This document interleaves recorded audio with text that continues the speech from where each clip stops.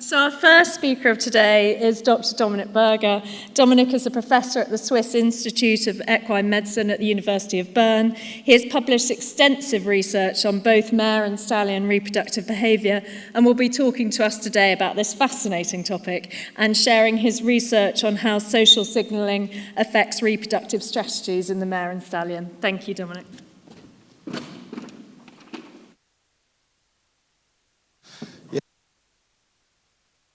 Thank you very much for introduction, Camilla. Thank you very much to the organizing committee for inviting me. It's for me as a Swiss, I'm very happy and honored to be here in this mystic hall.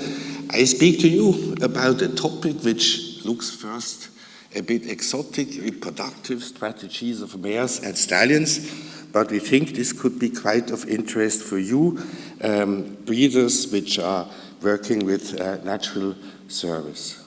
We know all horses did a wonderful job in the last 55 million of years due to their breeding strategies, which are efficient.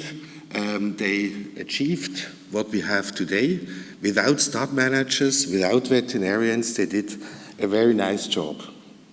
And when we are looking what we are doing nowadays, this is completely different. We have different technologies, natural service, but also all these techniques like artificial insemination up to cloning. And I'm very well aware that your association is focusing clearly on natural service, but also there are clear differences to natural strategies of horses. As example, we completely separate males and females. This is an important human-made strategy for safety reasons, for cultural reasons, for different reasons. Also, EU programs for artificial insemination, they really impose that this is completely separated, males and females. Already Louis XIV, the French king, he created a very nice stud farm in the Normandy, Le Pin, where it was clearly the case that the males were here and the females here. So a complete separation, which makes that we have several problems. A lot of time all is going well, but we have also a lot of management problems, which are mainly man-made, overuse, wrong manipulation, and this overall unnatural management.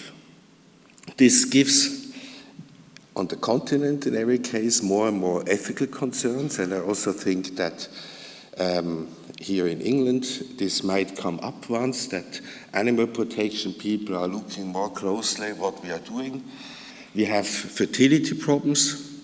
It's interesting that if we are taking overall reproduction fertility results in horses, we come up to an average of 75% foaling rate, which is nevertheless not as good as nature does it. In healthy herds, you find up to 90% of the mares which are really foaling. So this is a difference of 15%, which makes that we were thinking what is behind that. And since now nearly 15 years, we are doing extensive research on the social interactions of males and females on these reproductive strategies. And this is not only reproductive biology, what we are normally doing, it's also behavioral biology, and last but not least also evolutionary biology, how nature goes on. We come back to that.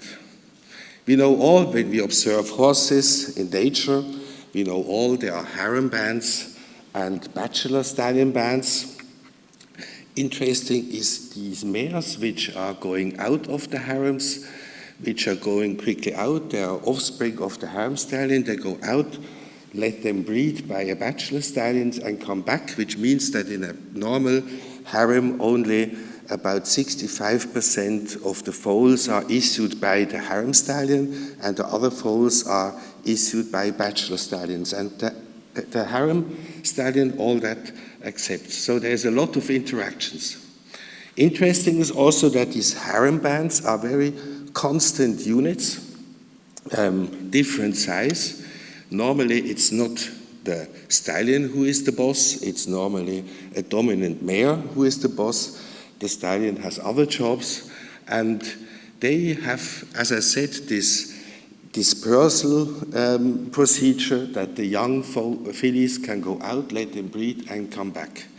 It's interesting also that these families are very constant.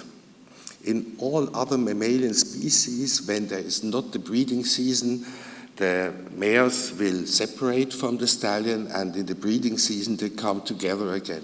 This is very special for the horse, and this is probably due that mares, even if they are in winter anestrus, when they are not in heat, not showing symptoms really to be bred, nevertheless they produce a little bit estrogen and they show a bit estrus behavior, and like that they always make it interesting for the stallion to stay in the harem. So it is normal that a mare exhibits some estrus symptoms whenever there is no follicle and nothing is there. These are not nymphomanic mares or sick mares, whatever you call that. It's a normal behavior to stay attractive for the stallion. I always say that to the vets. These are not mares which have to be treated. It's a normal behavior. So the stallion, what the stallion function are? Sure, he looks what is the reproductive status of the mares. He's always interested, but his main missions are the herd cohesion. Here you see, like the stallion, these are Przewalski horses in south of France. He tries to keep all together.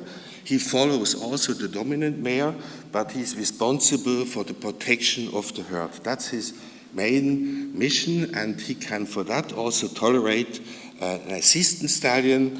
This is especially the case when the harem is very big. On the other hand, we have these bachelor stallions, which are large groupings, small groupings. They fight a bit each other. They look that they can get once a harem, that's clear, but they are always ready for this so-called sneak breeding when these young fillies of the harems get out and go back to the harem. So they always have to be ready. So what we did in the last years, we tried now to copy all that. And for that, you see here a typical barn at the National Stud in Avanches, nearby Bern. These are always barns of 8 horses, where we have our mares to be inseminated, to be bred in. Also, the stallions are kept like that.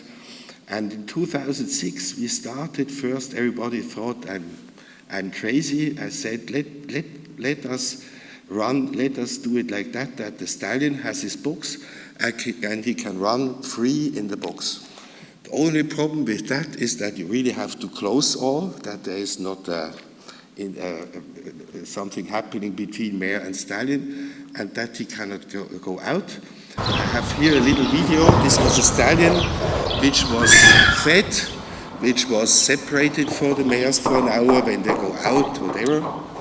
And this is very typical behavior of these stallions. You have more than 20 stallions which did this job. They go, they look, is everybody here? They look and perhaps also, are they a bit in season or not? And then they take the normal behavior also of a harem stallion. It's a quiet behavior. He sleeps, he eats, he drinks, and he's ready if somebody would invade, and is there for the protection. So it's a very quiet thing, not complicated at all. But we could observe like that many things. First of all, we were wondering, has the stallion an influence on the onset of cyclicity after the winter anestrus? This is a big topic also for the thoroughbred industry. We try to do light programs, that there are hormonal procedures that you can induce an earlier onset of cyclic activity. And we wanted to know if the stallion himself could perhaps influence all that. For that, we had 22 mares, and a part of them was stabled conventionally in a barn with only mares. And here you see my thesis student, what she did very nicely, a stallion here always with the mares. So these were two groups, and we compared when is the onset of ovarian activity, and we also looked the direct contact time of the stallion with these mares. And we found that when the mares were together with the stallion, it took in this time period from middle of February to end of April. Okay, these are other data than thoroughbred breeders, but we are in Switzerland, it's colder, and in our country the mares are getting much later into this period of fertility than thoroughbreds. We took here a bit the natural situation, but we saw that when they were together with the stallion, the mares, it took in average 23 days until they had an ovulation. Compared to those without the stallion, this took 45 days. That means there was a difference of 22 days, meaning that in this time of the middle of February until the end of April, we had with the stallion 2.8 ovulations and without the stallion 1.8 ovulation. That means a breeder has, with this method, the potential to breed the mare one time more early in the season. I think that's quite an important observation. And when we had this project, we saw also that the stallions and mares, they showed preferences. They did something like a mate choice. This was also very interesting, especially the mares were very interested in a stallion or less. And we go back here now to the observations in nature. Indeed, it's the mare which initiates all the procedure of copulation and all that. It's not the stallion. The mare goes to the stallion and invites him to be bred. And she does that 6 to 9 times in one estrus period. So it's not only one breeding, it's 6 to 9 breedings, always initiated by the mare. So the mare has an important function in all that. And this brings us now to evolutionary biology. The most classical example, which you all know, is Charles Darwin. You know all this principle of survival of the fittest. This is also the case in horses.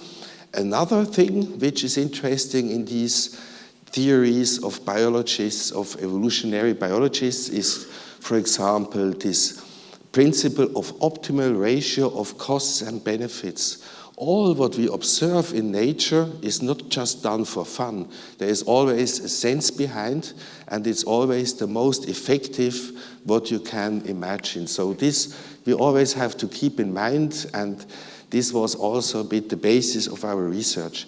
And one big example is now this topic, sexual selection. Sexual selection is very important because it's the basis of the evolution of a species, because this must be very well done. Otherwise, the species will finish and don't go on. So this sexual selection is something which also occupied us very much.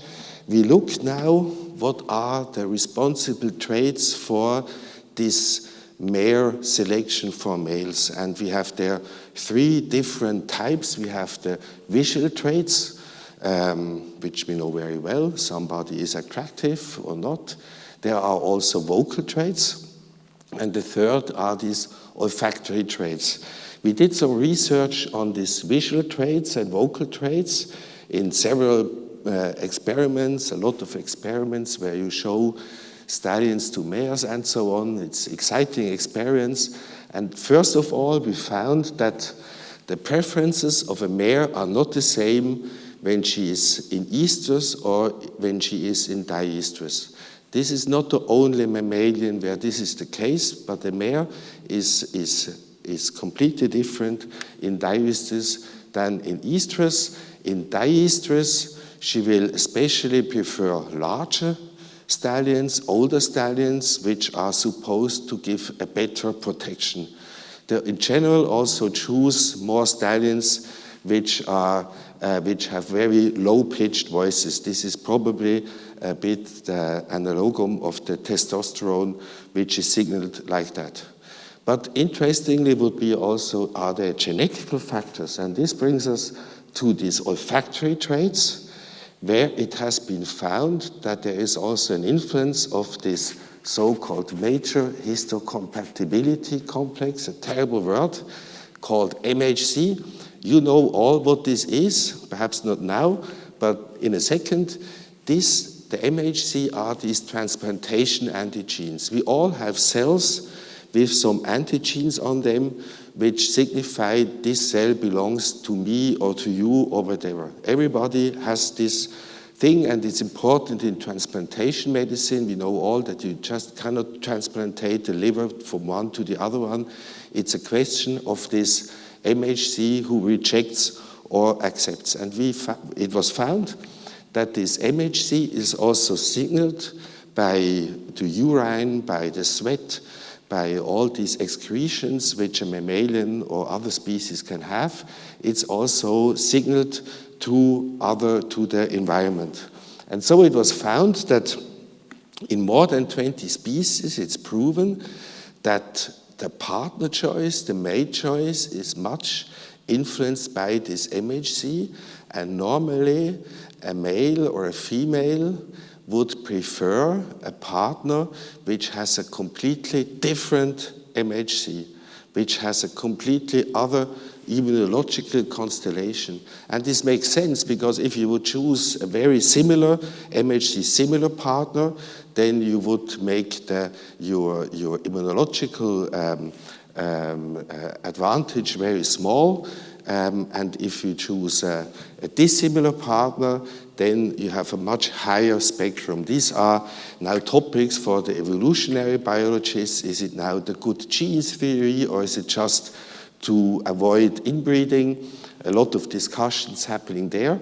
Also in humans, it was proven in these famous T-shirt studies that also humans, they choose. We don't smell that. We cannot say, this is an MHC. We just smell, is it nice? We can smell somebody or not. This is a concept which is also counting for human beings. And in horses, for that we can do a serology. Here you see a normal cell, and these are all these different 30 different antigenes which are forming the MHC. We can detect that, and we started then a lot of experience. First of all, this was the first study where we looked now, are these mares preferring some stallions to other ones or not? And it was amazing. We had here behind the walls 7 stallions. The mare was led free in the corridor, and first of all, we put the stallions, then the mare, we gave her a smell like that to every stallion, and then we let her free, and she could choose. And with a very high repeatability, she went always to the same stallion. Then we took off the stallion, and we let her choose again until there were only any more 2 stallions. So for every mare, we had a ranking of preferences, and then we could prove like that by measuring, analyzing also the MHC. We could show that also mares choose depending on the MHC the stallion, or they reject him because he has a very similar MHC than the mare. So this was an interesting finding, and I think also for you, when you think on natural service, there are preferences. And here is an evolutionary biology graphic. This sexual selection, this is one thing important, is this mate choice, but it can also happen later. It can still happen, this sexual selection can still happen in the oviduct or in the uterus, and even after birth. There are certain birds which destroy immediately the offspring, which is MHC similar. Immediately it's destroyed, so this sexual selection can even happen after birth. We were now interested, this is all nice, mate choice and all that of the mare. We were interested, has this now an influence on the pregnancy results?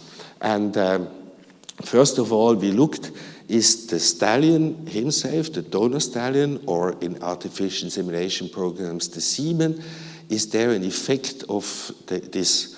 And so far, there are already now 4 publications. There is not a real effect on fertility of the donor stallion, perhaps acceptance of the donor stallion, but not on fertility. But then we also found papers from the United States, from these Hutterite colonies, you know, these Amish, all these groups from the Middle Age, which are still living like in the Middle Age, where they don't have contraceptives, where there is some forced wedding and all that. They have normally a lot of children in these families. And it was found by a Canadian scientist, Ober, who could have access to saliva of these couples and of all these families. Then when the MHC was similar between these couples, they had higher intervals to births and had in average only about 50% of children than in MHC dissimilar couples. That means there is an influence on the MHC also on fertility. And we then introduced this observation in our AI program. We mainly work with AI. And we had these mares which came to be inseminated in the boxes. And we had one stallion free in the stable. We called him the stimulus stallion because he was not the semen donor, he was just there and stimulating these mares. And we looked what's happening. This was a very long-term study because all had to be standardized. The mares came in and then they were attributed to a stable. We had 10 different stimulus stallions working, and they had in total 62 hours then permanent contact with the stallions. The mares came in. When they were ready to be bred, they got the ovulation induction, and then they were inseminated twice, very standardized. And exactly at a certain time point, then after these 62 hours after entering the stable, they were again taken out of the stable.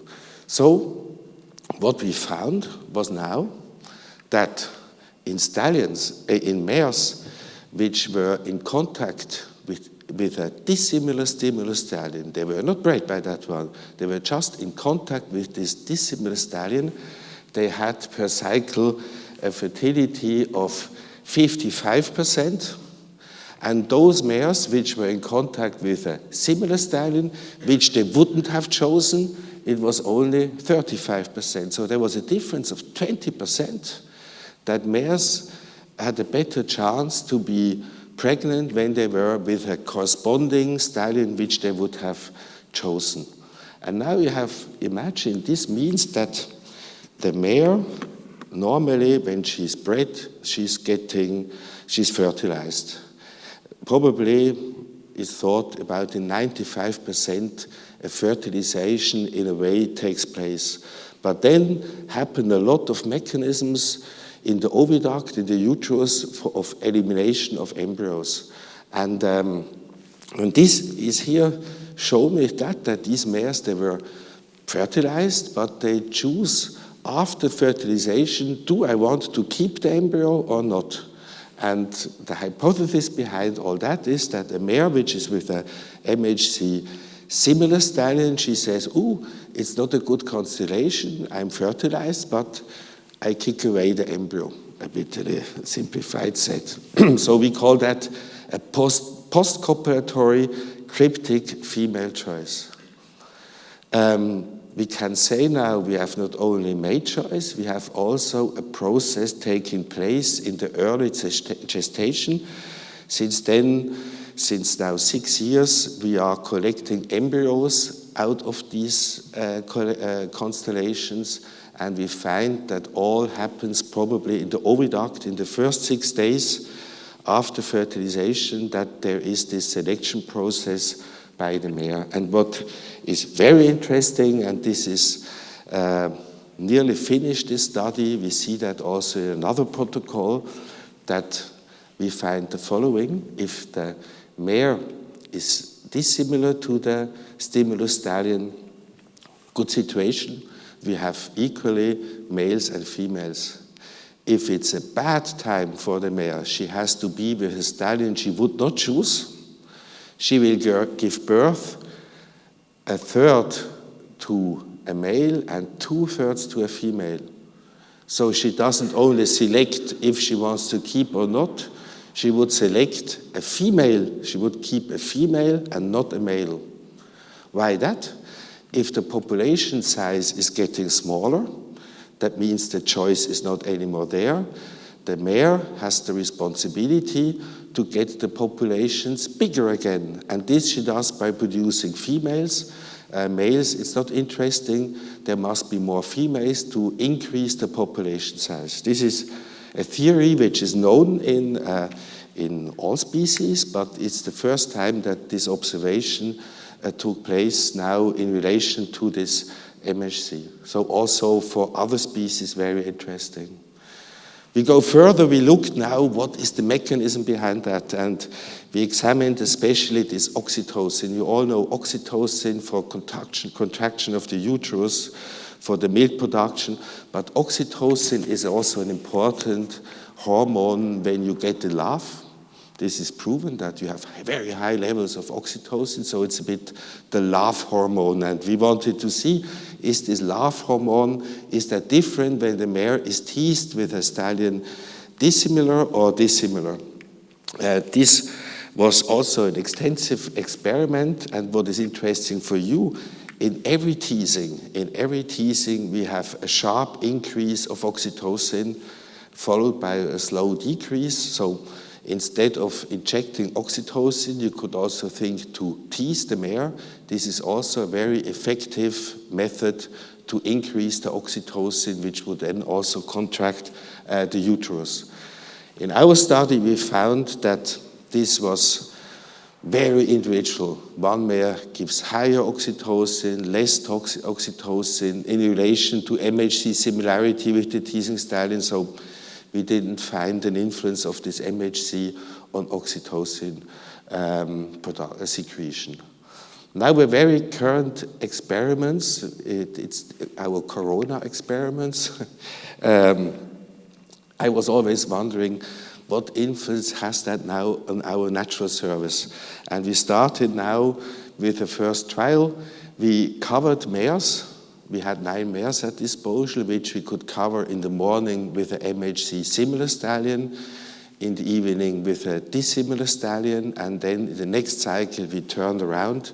First the stallion, the dissimilar in the morning, and then the similar stallion in the afternoon. These are study designs which must be very clear to prove something scientifically. And we measured then the heart rate of the mares, the cortisol, and the behavior. The cortisol, you all know, this is the stress hormone per se, so very important in this context. And I can tell you, we were preparing this study, we found no study at all from the scientific world about normal values of a mare which is bred. We have a lot of data on insemination mares, but natural service mares, we don't know anything. So there is no publication so far. So this is really the first time that we hear something like that. The procedure was the mare was put together with the stallion, similar or dissimilar stallion, for 10 minutes in the stable. And then we did this teasing. These are a bit special things. In Switzerland, we use always this wall, which personally I hate, which I don't see in thoroughbred studs for sure, but they are there. We teased the mares and we filmed all that. And then the mare was bred. And you see here something special too. We had to use hobbles because of safety aspects. I know in thoroughbred breeding you would never do that, but in this breed, this French Montaigne, this Swiss breed, it's mandatory that you use hobbles. Otherwise, if an accident is happening, it's a legal case. So this is a bit disturbing, this experiment here. So the stallions were breeding, all was filmed. We measured before and during and afterwards the cortisol. For that, you take samples of the saliva. It's very easy, and you can then collect the saliva and analyze the cortisol. And we took then also the heart rate. There are a lot of systems on the market. We used a system where we also could use this heart variability. I come back to you like that. Then the mare was ready. She had this girth for measuring the heart rate variability. And here, once more, the hobbles like that, they were prepared. And what did we find in this little number of mares? It was a pilot study.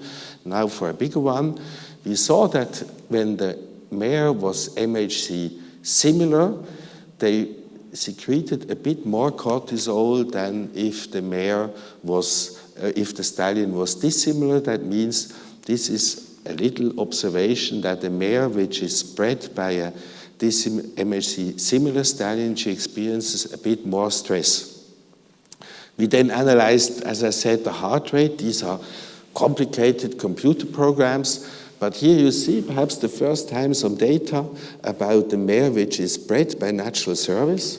The mare starts at 30, 40 pulse rate, heart rate, and then you see when she was put in the teasing box, I don't know if you see that, this is not working really.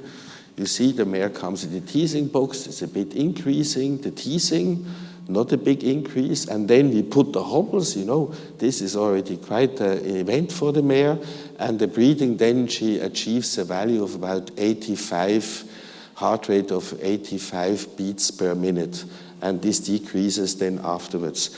Not a really difference between MHC similar and dissimilar mares, and we look then also this heart variability. What's that? When you hear a heart, it makes putup, putup, putup. And even we don't hear that, but there is a certain variability.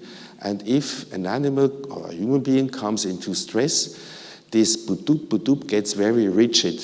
There's no variation anymore in it. That means also there's no flexibility anymore. So stress means the heart rate variability is very constant. So low values of heart variability means stress. There are different parameters of this heart variability, but you see on all these on all these graphs here, that especially putting the hobbles was nearly the most of stress. I was very happy for that because I would like in Switzerland that we get rid a bit of these hobbles.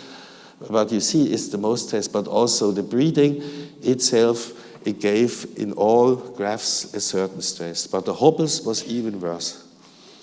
Not a real difference between MHC and dissimilar, but it's also still quite low numbers. We did then also an analysis of this ethogram where you observe the behavior, and briefly said there's a lot of data. We had no difference in the breeding process from the behavior, but in the teasing, the mares showed much more affective behavior when they were with the MHC dissimilar stallion which they would have chosen. So this is the mare side. Now the stallion, do they also a mate choice? We observe them. You see they have here a fluorescent light in the hat, and we observed that by videos. We could see exactly what we're doing in the night and in the day, and it's very interesting. We measured in all the experiments, it was always a bit like that. A stallion has about 3 minutes direct contact with a mare, not more. They are not an hour with a mare. Normally, in average, about 3 minutes. It's a very short time they spend direct time with the stallion. And you show the result here. I show you here the result, this slide. We see that the stallions were mostly attracted by the mares which were ready to ovulate. This is 0 here. This means here is the time of ovulation, the most signs of estrus, and then this decreases. So this is the principle of anisogamy, which means the mare looks for quality and the stallion looks for quantity. So this is a hard message for the man. Then, nevertheless, we looked if there's not something happening in the libido and semen production of stallions, and we constituted some small harems where we had always one mare with one stallion, and we put now these stallions together for a month with a MHC similar mare and then to a dissimilar mare and vice versa. Also this crossover design. And we found that when the stallions were with a mare which was dissimilar, they produced much higher testosterone than when they were with a mare which was MHC similar. So this means here they were first with a dissimilar mare and then going to a similar mare, there was a decrease, and when the first with a similar mare going to a dissimilar mare, the testosterone was increasing. And now very important for us is what sperm numbers were achieved, and if the stallions were together with a similar mare and then changing to a dissimilar mare, better times were coming. He produced a double of semen than when he was together with first a dissimilar mare and then going down to a similar mare. So stallions clearly adapt her semen output in relation to the mate choice and to the MHC of the mare. So now, how quickly can stallions adapt? Is there a so-called strategic ejaculation? And for that, we did the following. The stallions came into the breeding shed. They could smell a bit the feces of the mare, and then they had 30 seconds contact with the teasing mare, which was now MHC similar or dissimilar, and then we let them jump on the dummy. There they could smell again the feces of the mare, of this mare here, and we look now the semen output of these stallions. This was also this so-called crossover design. First they were collected on a MHC similar mare, dissimilar mare, and vice versa. And we found again the same. We found again when they were together with a MHC similar mare, they had only half of testosterone and half of semen output than when they were together with a MHC dissimilar mare. So we can use that in AI programs very clearly in function of the teasing mare. We can, like that, optimize our semen collection. So this brings me to the end. What can we learn? We learn that reproductive strategies in horses, they include the timing of the estrous cycles. We can say that there are mate preferences, there is an investment into ejaculates, and there is this so-called cryptic female choice. This is now biologically spoken. For us in the practice, that means if you think a bit what's going on, we can include such observations in our management of the mares. We can look for an optimal stallion contact, for a better estrus expression. We have also to take into account that there are different acceptances of mares. On the side of the stallion management, we can perhaps, this gives us new options for the approach of libido and fertility problems. And overall, we think, and this is another objective now of our group, that we find now procedures where we can include all these observations routinely in breeding and insemination programs. So thank you very much to all these contributing and to you for listening, and I'm very open for questions. Thank you very much.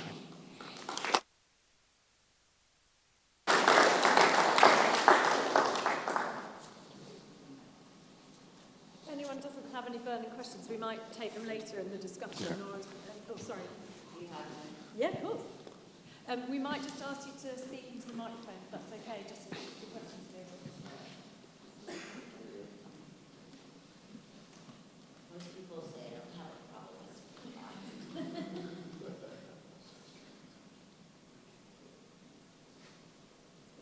So I'm going to put you on the spot a little bit with regards to the thoroughbred industry and natural mating. First of all, maybe a little bit stupid question. How many MHC complexes are there or differences between male and female? And then if there are few enough, in order to improve fertility of the mare, when they come into a breeding shed, could you have different teaser stallions tease that mare, since we're not going to know what their MHC is, for the mare side? And then could you do the same with the stallion? Obviously, the stallion, you could figure out their MHC and then potentially have feces from a dissimilar MHC mare that they smell before they come in, and that way you're trying to improve the fertility on the mare side as well as improve the potential fertility on the stallion side. Is that like totally bizarre and impossible? These were a lot of questions and remarks. Very interesting. First of all, for comprehension, I think that's important. We have 35 antigenes, and they can be expressed in all different manners. So you have a huge amount of different MHCs. We looked, they are called A8 or B22, whatever. And we looked then the mare side. Normally they have about, in average, 3 or 4 MHC antigenes expressed. And we looked then, is there an MHC antigen like A8? Is that in the male and in the female? Then we call this is similar. And if nothing of these compositions was together, it was dissimilar. If we had now A8 and B22 together, sometimes we had that they were very similar. We didn't find a difference in the results. It was similar or dissimilar by having one common antigen, and this was similar, and this made then the results. We are actually collecting, these French mountains. This is an indigenous Swiss breed which Switzerland wants to maintain for biodiversity. It's a leisure horse, a very nice horse for families and all that. They jump a little bit, they do a bit dressage. They are light cold-blood horses, elegant cold-blood horses, sound cold-blood horses, and they are 98%. It's also natural service with these hobbles. And now we are actually looking the MHC of these stallions and the average of this French mountain breed. And theoretically, it should be like that a stallion who has the very normal MHC composition of this breed, he should have perhaps a bit less high fertility, should have a less high fertility than a bit MHC exotic stallion. This we are looking at the moment. These are big studies because we have to get the MHC of all the stallions, and there are also private stallions. It's a complicated procedure. And we think, in the end, if we examine hundreds of animals, also the donor stallion has a little influence. And this was also proven already in mice. It's an influence perhaps of 5%, which makes it difficult to prove it scientifically. This is always a bit a difficult size, 5%. So, and then what we are working for this teasing, we know the MHC of our research mares, and when we have complicated stallions for the libido, we work really with that. And there is really an effect. You can really see there is an effect. So I say now for a stud farm, it will be perhaps, for sure, a stud farm should have several teasing mares and perhaps also several teasing stallions, and you find very quickly with this system which one is fitting and which one not. This is not a big research then. You see it very quickly. I did once a trial but never published, and just to look, we had we worked there with mares, and we were breeding them with several stallions on the same day. And it was amazing how different the reactions were of these mares depending on the stallions coming in. And it was a bit like, in average, about the half of them they accepted very well, and the half of them they didn't like too much. So you see very quickly influence of that.